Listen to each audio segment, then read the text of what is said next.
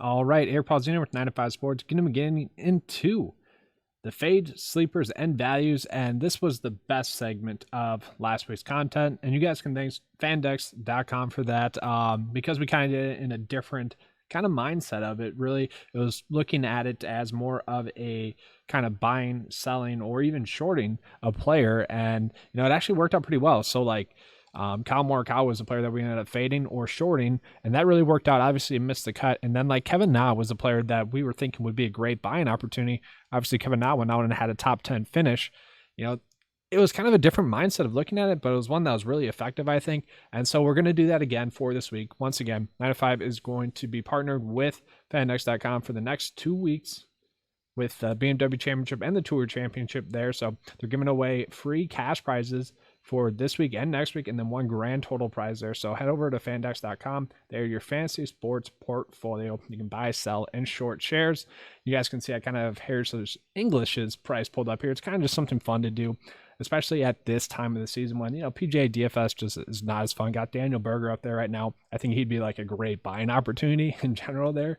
So it's just like a different kind of way to look at it, but it's still the same knowledge that we're applying here. So like a buy, that's a sleeper or value pretty much. It really depends on their price point. Then a fade would be like short or sell there. So it's just something fun to look at, but we are going to get into it right now, guys. I'm pretty excited. Let's go. All right, so we are going to start off with a couple of the players that I would sell or short, aka my fades of the week. And the first one is going to be kind of unfortunate because I really hope that this is going to be kind of the monkey off his back, if you will. But the first fade I'm going to have, the first short I'm going to have, the first sell I'm going to have is going to be Tony Finau here, guys. So Tony Finau, yes. Coming off of a win that was pretty awesome, but got to think about it as a player's standpoint. I know me personally, just giving content with the whole like day cut off my schedule makes it a little bit more difficult. Think about Tony Finau. Had that Monday playoff, coming off of a victory, kind of a relief there to finally get the victory. Had the whole media questions coming in after that victory as well. Time's eating up there, a little bit different schedule. And now coming into this week as well, this tournament, a little bit different schedule because the media is eating up a lot more of your time. And then pull up the fact that, he's going to be around 11% owned, maybe a little bit more than that. Loses strokes, gain putting, or loses strokes on Ben Green's putting.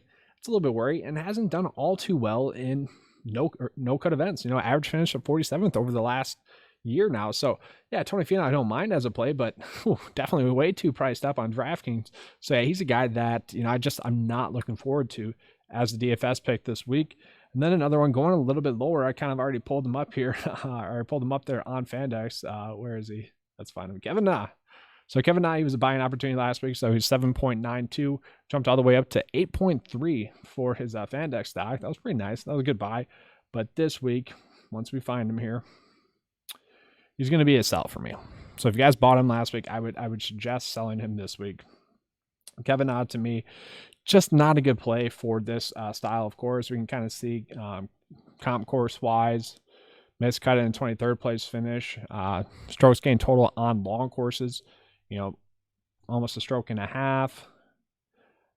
He has been playing great golf. 8th, 2nd, and 23rd place finish. I just feel like this is going to be the course in which, he just doesn't fit it that well. This is going to be the one where, we're probably going to get like a 35th place finish or something out of him, which not horrible, but we kind of see this with Kevin Na historically where he'll have just like, he's pretty kind of consistent, but he never really has these great finishes like he has 2 weeks in a row. So maybe we're seeing new Kevin Na, but I think he's just going to regress back and kind of become the player that he's always been.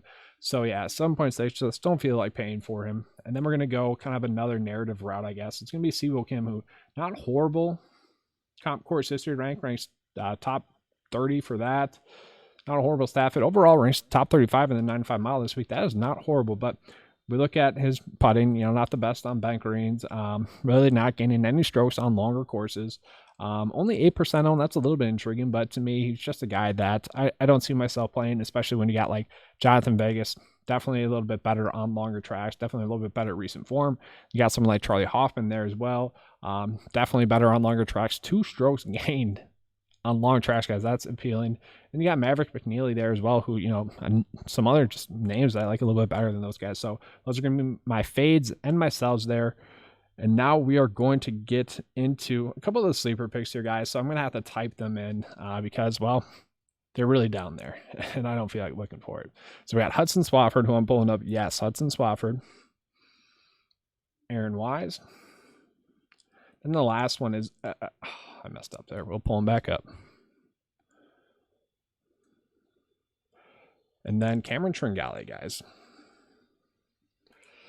Yeah, Cameron Tringale literally just kept catching my eye. Now, obviously, he's priced up a lot more than these guys, and I really don't know what it is. So not horrible on longer tracks. We like that. Gaining strokes a little bit on bent greens. So that's fine. The recent form has been there. 21st place finish last week. Played well at the 3M Open, 16th, 14th. He's a guy that had been kind of a solid DFS option for most of the season. And now coming in with, pretty good recent form. 4 straight make cuts in a row. Had the 26th place finish at the Memorial Tournament, which is a comp course that we're looking at. We like that.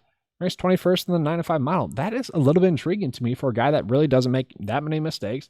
He ranks top 20 in effective scoring. So yeah, Cameron Tringale at 7.5 is kind of intriguing to me. He's a guy that, yeah, I would buy some shares of on Fandex if I could. And in DFS, yeah, you would want to buy some shares of him because he's a guy that could easily get like another top 20 finish, top 10 finish. I don't see him winning, but he's a guy that can definitely help you out this week. And then, man, I don't really love this, but Aaron Wise, so 21st place last week, 46th the week before that. He also is showing us a 9th in there as well. Kind of like that, a 17th the week before that.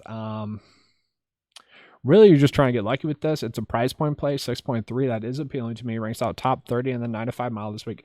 Definitely more of a price point play, but he's a guy that easily could kind of put it all together and get you a top 20 finish. The point of playing like someone like Aaron Wise or even Hudson Swafford here is the fact that these players are cheap. And this is a week in which we typically see that you want to do a studs and duds approach. So yeah, for me, when you can get someone like Hudson Swafford here at definitely a cheaper price point and Aaron Wise, I like that. So Hudson Swafford, actually just looking at it, guys, he has missed 2 out of his last 4 cuts, but those 2 cuts prior to his 2 straight made cuts, he shot under par. He shot -2 both those times. So I actually don't mind that because, heck, that tells me that he's been playing decent golf. 11th place finish last week and 37th place finish the week before that. I really don't mind that. Now, obviously, we're not expecting anything huge from him, but in a tournament in which it's a no-cut event, you really just need a top 20 finish from him. And so for a guy that really hasn't done all too much, I don't mind him. And hey, looking at it, a 2nd place finish at the Pimento Championship, which I have down as a comp course. I think that's like the most accurate comp course that we have for this tournament. And he plays 2nd there. He's very accurate off the tee, strong in ball striking. 6K for a guy that has been trending upward. It's highly intriguing to me. I don't know about you guys, but I really do like that one.